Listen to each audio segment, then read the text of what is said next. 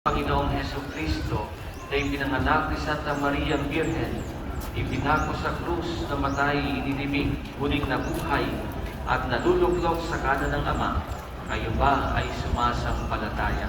Opo, sumasampalataya kami.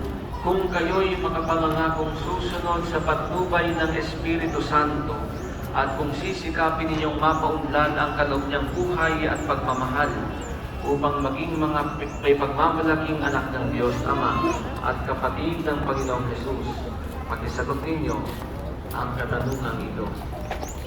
Sa Espiritu Santo, sa banal na simbahang Katolika, sa kasamahan ng mga banal, sa kapatawaran ng mga kasalanan, sa muling pagkabuhay ng mga namatay, at sa buhay na walang hanggan, kayo ba ay sumasampalataya?